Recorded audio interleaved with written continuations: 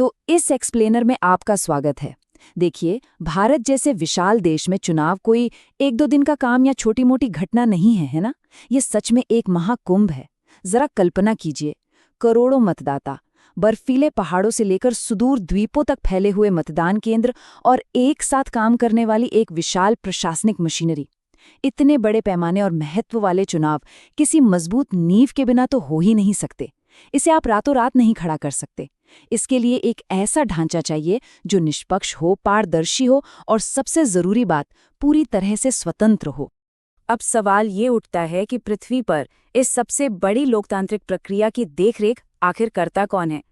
1 अरब से ज्यादा लोगों के इस देश में, जहां राजनीतिक तापमान हमेशा चरम पर रहता है, इस पूरे महाअभियान के लिए एक निष्पक्ष रेफरी तो चाहिए ना। एक ऐसी मशीनरी जो बिना किसी दबाव के, बिना किसी डर के काम कर सके।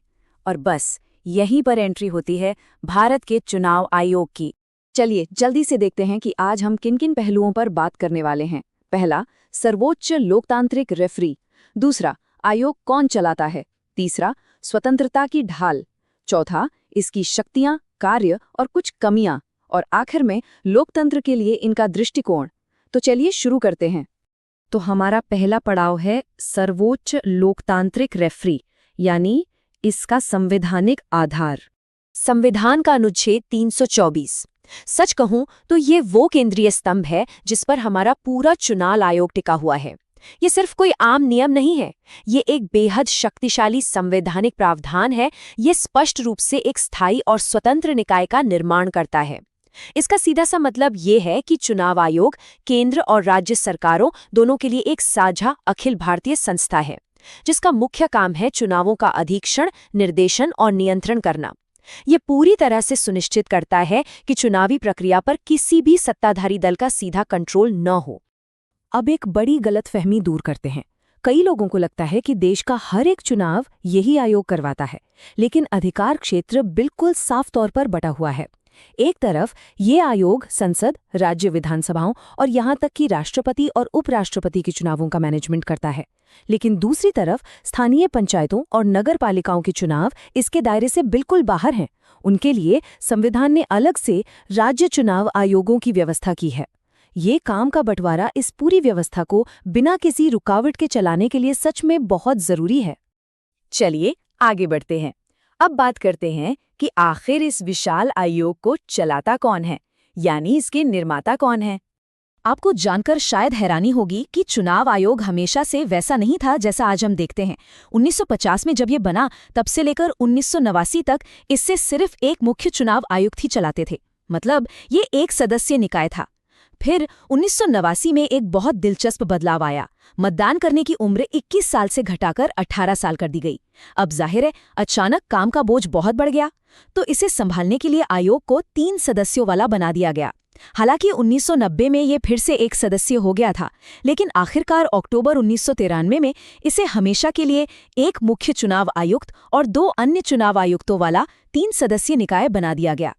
अब यहाँ एक और बात समझना जरूरी है। अक्सर मुख्य शब्द सुनकर लगता है कि मुख्य चुनाव आयुक्त के पास कोई तानाशाही या कोई स्पेशल पावर होगी, राइट? लेकिन असल में ऐसा बिल्कुल नहीं है।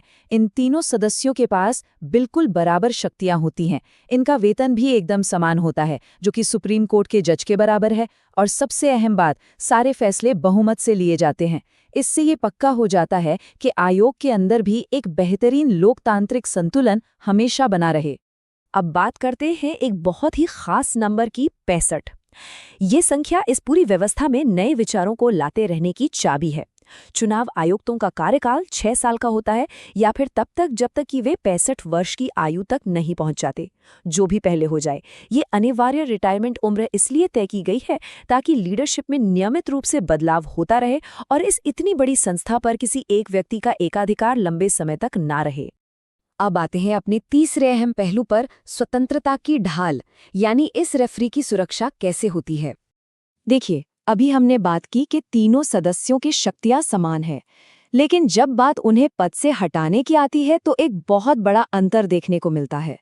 मुख्य चुनाव आयुक्त को कार्यकाल की पूरी सुरक्षा मिली हुई है।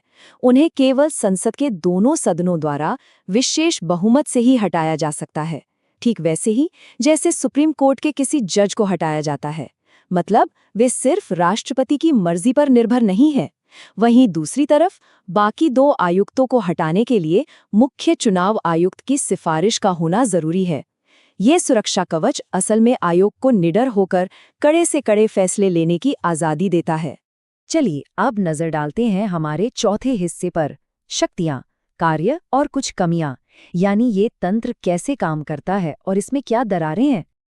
अब भले ही संविधान ने आयोग को असीमित शक्तियां दी हैं, लेकिन यहाँ एक बड़ा विरोधाभास भी है। कुछ चीजें ऐसी हैं जिन पर संविधान एकदम मौन है, जो कि काफी हैरान करने वाला है। पहला, सदस्यों के लिए कोई भी कानूनी, शैक्षिक या प्रशासनिक योग्यता तय नहीं की गई है। दूसरा, भले ही हम 6 साल के कार्यकाल की बात करते हैं, लेकिन ये बात संविधान में कहीं भी स्पष्ट रूप से लिखी नहीं है।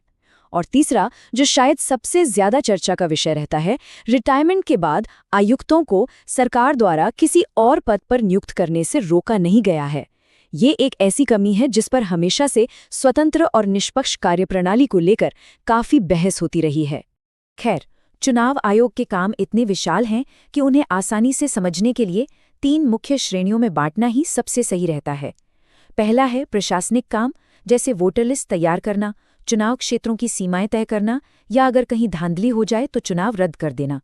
दूसरा है सलाहकार का काम, जहां वे संसद या विधानसभा के सदस्यों की अयोग्यता के मामलों में राष्ट्रपति या राज्यपाल को सलाह देते हैं। और तीसरा है अर्ध न्यायिक कार्य, यानी राजनीतिक दलों को मान्यता देना और उनके चुनाव चिन्हों के विवादों को सुलझाने के लिए एक अदालत की तरह काम करना। सच में यह बहुआयामी भूमिका इसे एक बेहद ताकतवर संस्था बनाती है। अब जरा सोचिए, ये प्रशासनिक पकड़ जमीनी स्तर तक पहुंचती कैसे है। नई दिल्ली में बैठे सिर्फ 3 आयुक्त पूरे देश का चुनाव अकेले तो नहीं करा सकते ना, तो इसके लिए एक पूरी चेन बनी है। केंद्र में उप चुनाव आयुक्त होते हैं जो सिविल सर्विसेज से आते हैं। राज्य स्तर पर ये पूरी जिम्मेदारी मुख्य निर्वाचन अधिकारी संभालते हैं।